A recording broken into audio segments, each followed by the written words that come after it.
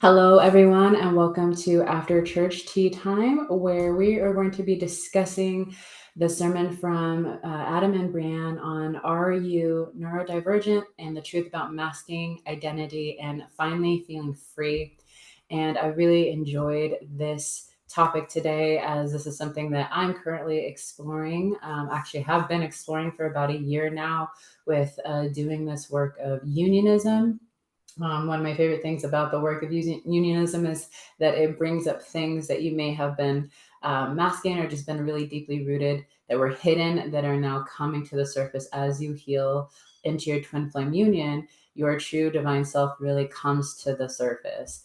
And so this was something that really allowed me to start to relax a little bit more into who I truly am, and really look at places within my life and in the past where I always felt kind of out of place or felt like I had to chameleonize was a word that Brianne used. Really feeling like I didn't fit in certain places and that my natural self felt odd to other people, and how to really embrace that part of me and us through this work, and finding that this work of unionism has really allowed me to really embrace my true identity and really relax into my true divine being. I would love to hear what you ladies were able to receive from today's sermon.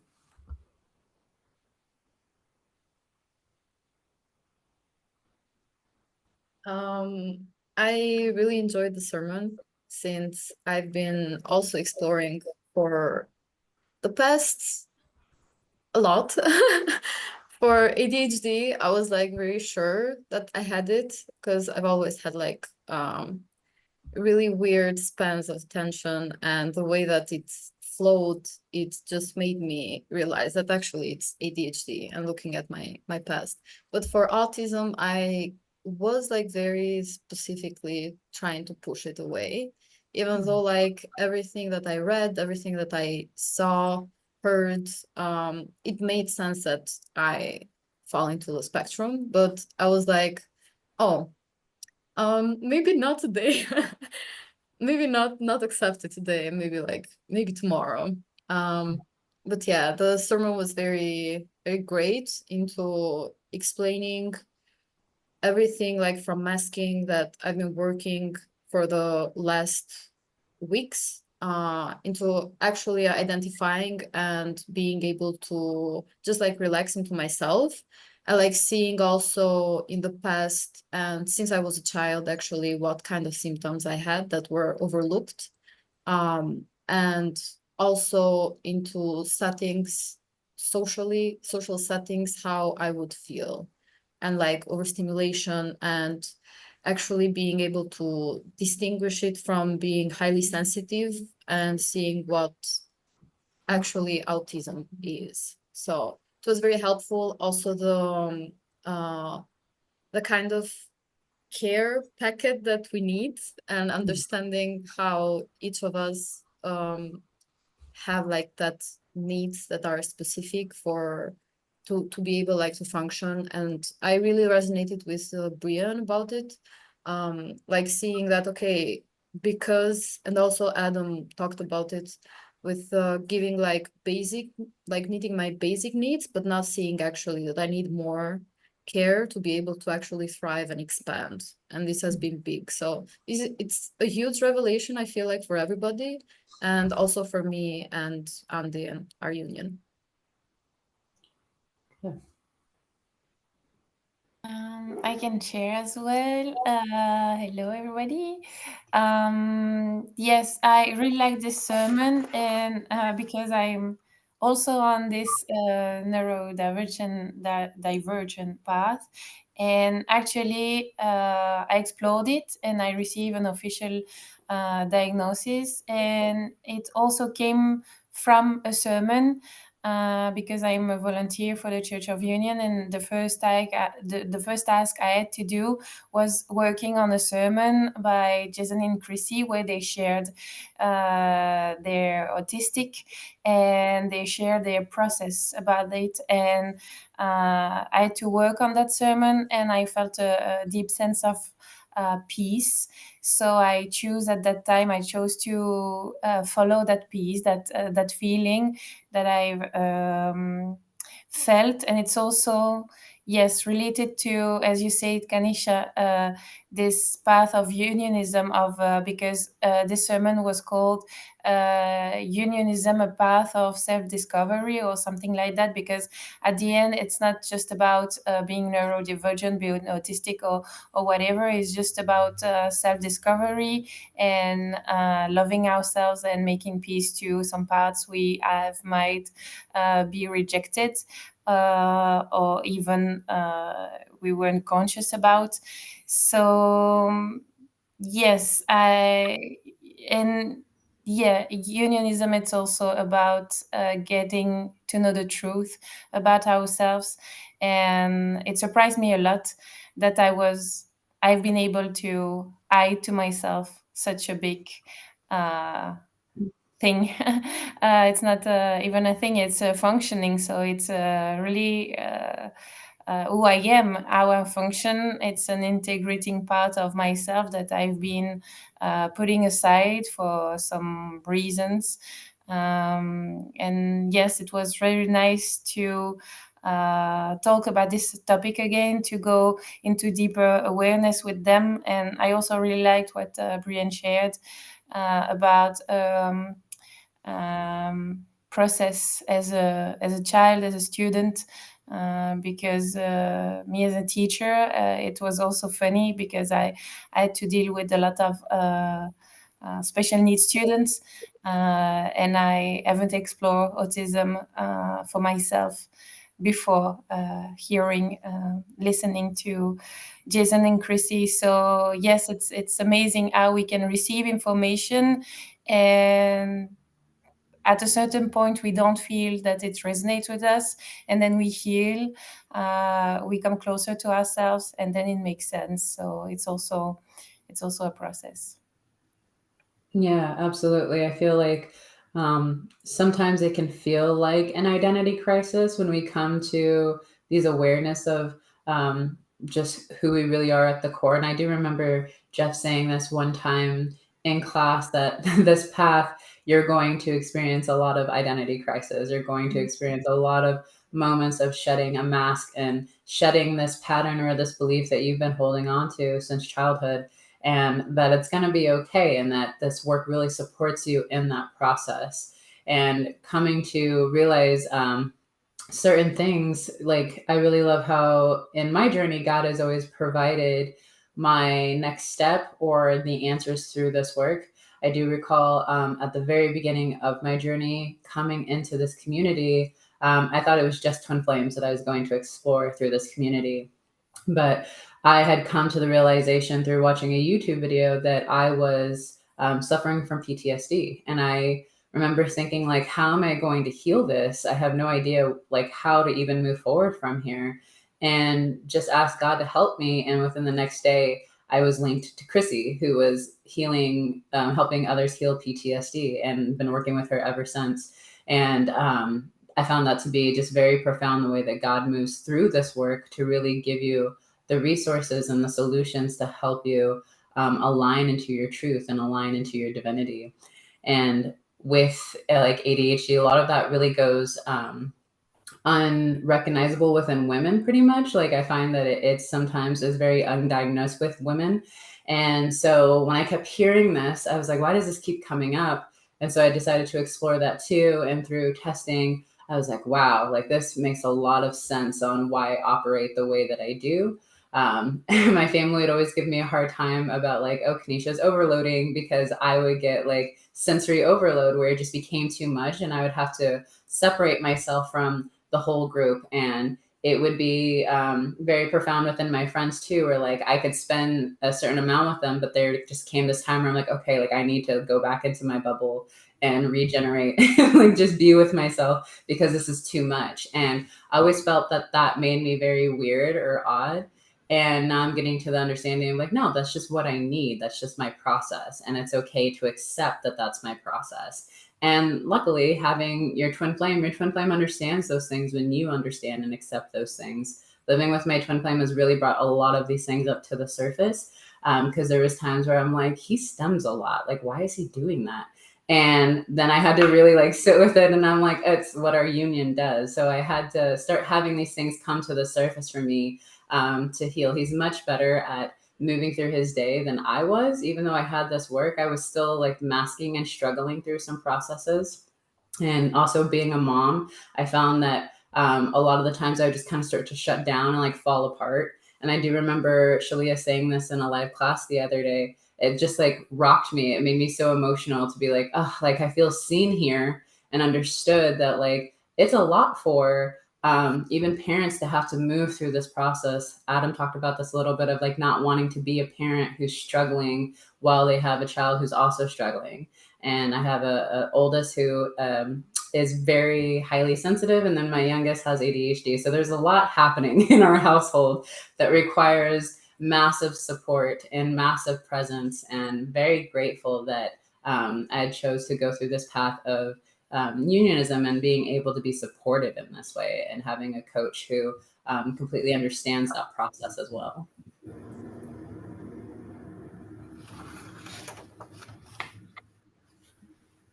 Yes, and I would also resonate a lot when you talk about needing a lot of support. Is something that I learned with neurodivergency that I didn't acknowledge before, which is the amount of support I need to fulfill my needs. And I really like that Adam talks about it while he share something Jeff said about some of the meaning of being neurodivergent. It's that we need to learn to identify first, and then to find a proper support for our needs, and then fulfill them in order to thrive. And this is something that was key for me on my journey. It was to yes, acknowledge my needs, and also, and I'm still processing it, and still deepening in it, that I need a lot of support.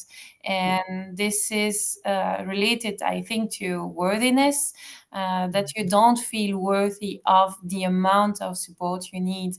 And we usually been raised, and especially when we are in some ways as parents of, or me as teacher, kind of a caregiver, that you always have to put everybody before you.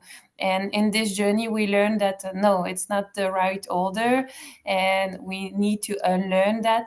But with neurodivergency, it's really challenging, because it's not only putting ourselves first, but it's recognizing the amount of yes, of needs we have, and the support we need. So it's really about healing worthiness, for me at least.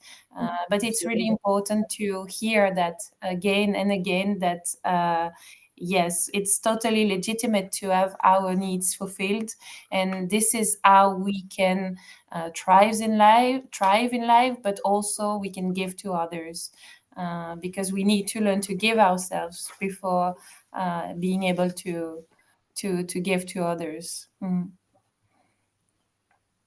Yeah, absolutely. I agree with you very much. I've been like in the process of exploration, like through the process of exploration, I've been like finding out how I've been feeling undeserving, and that's why I've been pushing it away, because I was like, there's something wrong with me. And instead of like seeing that actually through that acceptance, I attract my good.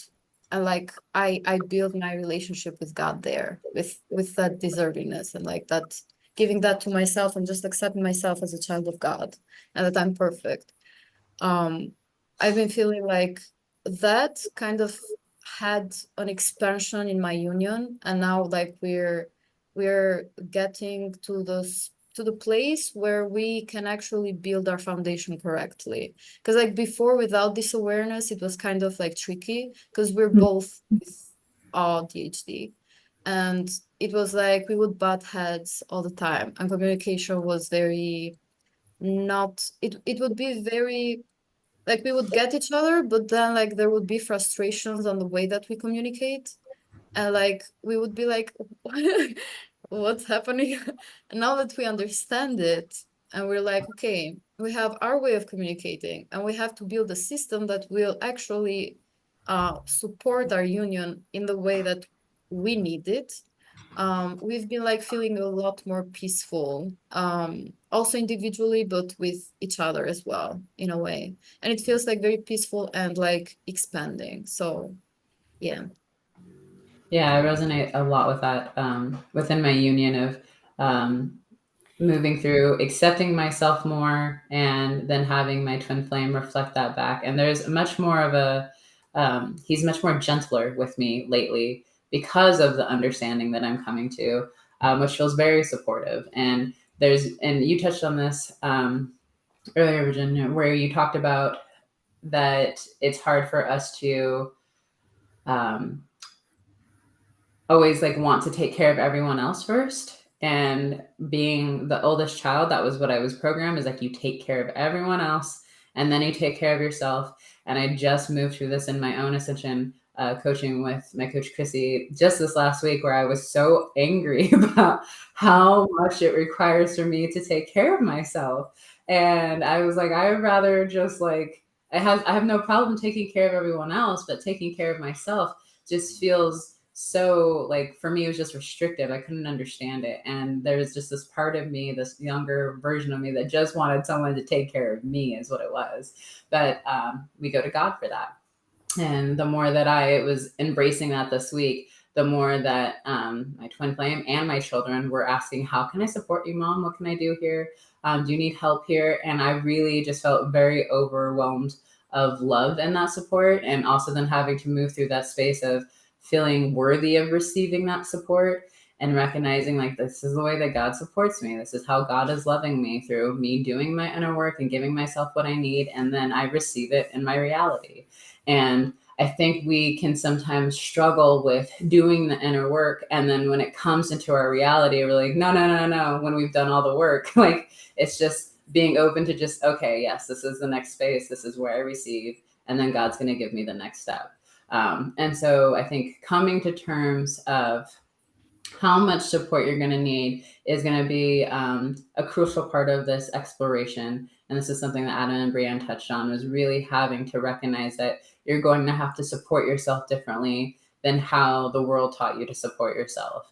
And when you do that, you will find that you won't be so exhausted. Like, I always thought that there was something, like there was like an illness within me. There's something wrong because I was always so exhausted and I couldn't get enough rest. And I was like, do I have cancer? There's something happening here? And it's like, no, there was a lot going on with how my brain processes things. And because I was overloading with trying to do it the way the world does it versus the way that I actually needed, it really did create just this deep exhaustion within me.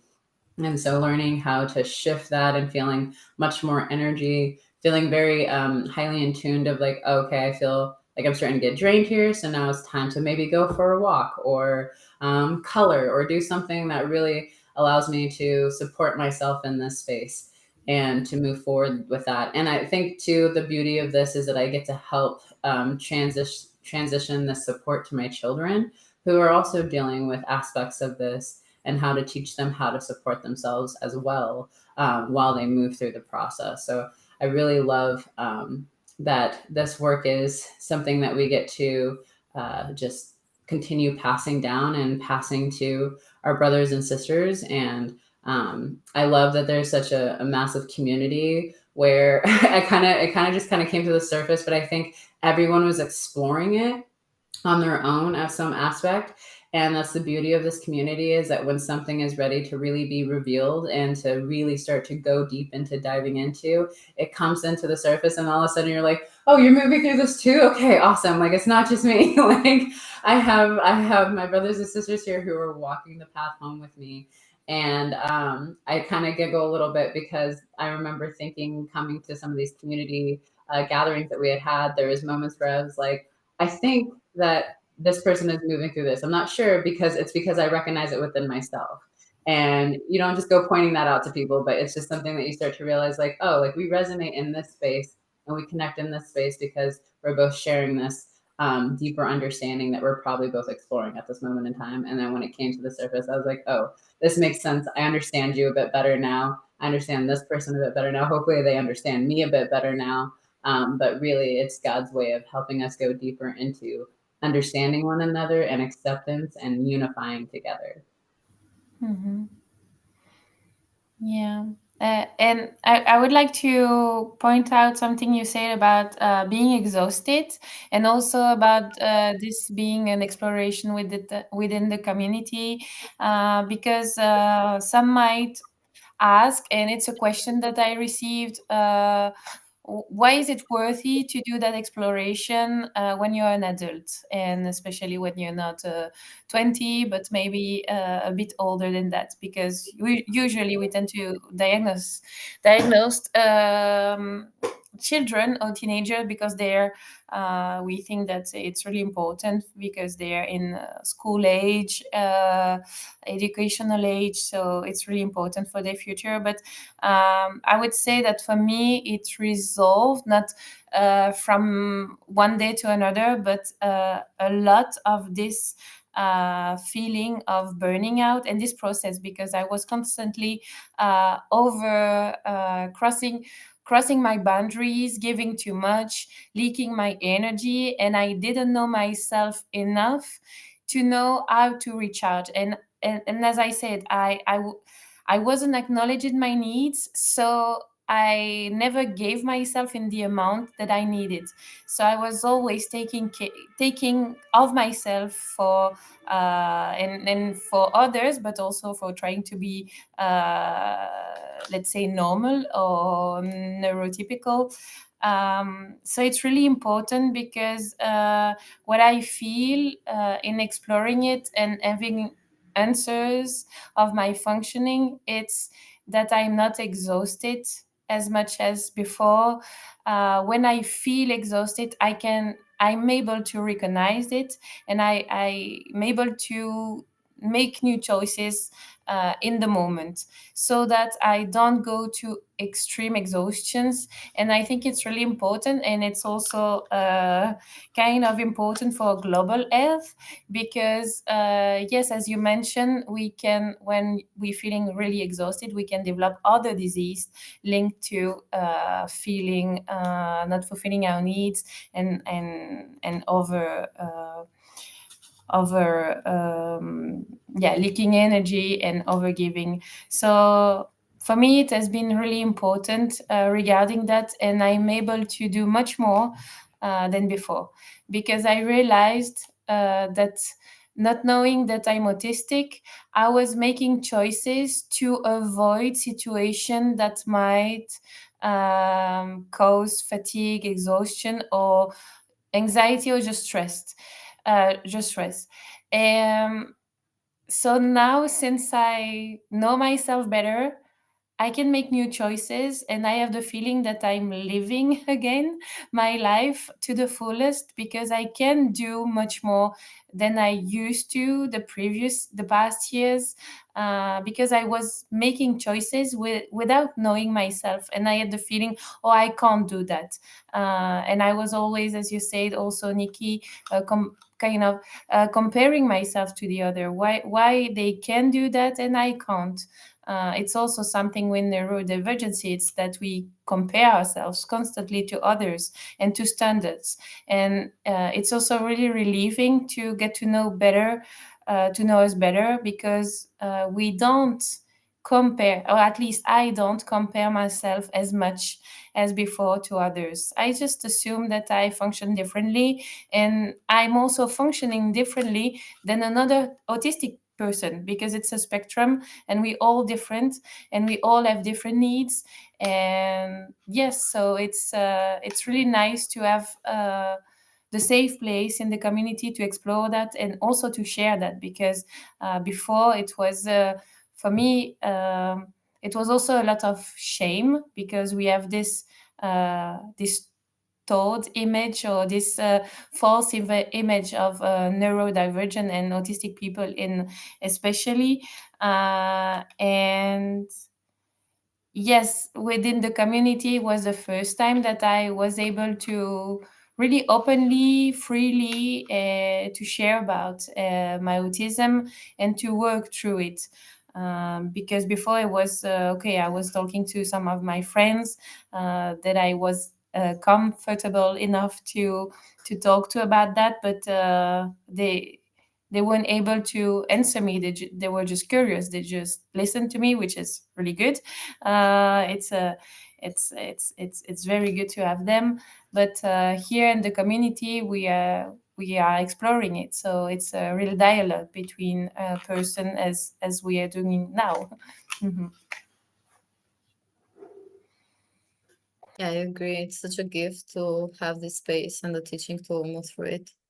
I feel like I wouldn't be able, like, if I think about it, like through how society and like where I live and just like how the system is here, I wouldn't be able to actually recognize it or like be able to accept it with such gentleness in a way, because like I feel like that's what the teaching is about, also like gentleness, taking your space, taking your time, and it gives you that safe space to actually do it.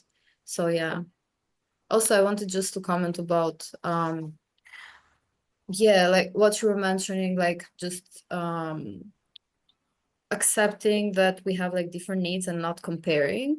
I feel like that has been like very huge for since I started the exploration, that I was like, okay, I've been masking in this way, and it would start like with small things that I thought or I perceived that were small, but they actually weren't, because they were like a huge leak. For example, like, oh, I have to be composed in a specific way, or I have to stand in a specific way in front of other people so I look like neurotypical. It would be like very, very intrinsic in a way, like it would be very complex, and like just kind of like unfolding everything, like taking it step by step. It's like very relieving. And I feel like it's also something that Adam and Brian also mentioned, and that Jeff mentioned, is like to be very gentle with unmasking and just like honoring ourselves and having compassion into the process and seeing it that it's a process. So with whatever like I'm comfortable doing right now, I am, and I feel like there's like the process will be probably long, but it's like for the most compassionate way. So yeah. Absolutely. Yep. A lot of compassion, a lot of acceptance on this process, and really claiming your support. And I find that just working with an Ascension coach on a weekly basis is really supportive, because they know you really well, and are able to see um, outside of like what you're moving through. They're able to kind of have an outside perspective and help guide you and support you in that space. I don't know what I would do without my Ascension coach. Shout out to Chrissy, like I would have fell apart forever ago. But it really is just claiming that support and trusting that God is going to hold your hand and guide you through the process, and really relaxing into just your natural state of being, which is peace. So I'm feeling complete here. How are you ladies feeling? Any last words that you would like to share?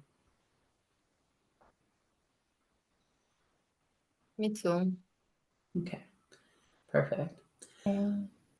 All right, awesome. Well, thank you everyone for joining us today for After Church Tea Time. We would love to invite you, if you're feeling guided to definitely donate to the Church of Union. You can find that at unionism.org. And that way we're able to really share and get this message of unionism out to the world.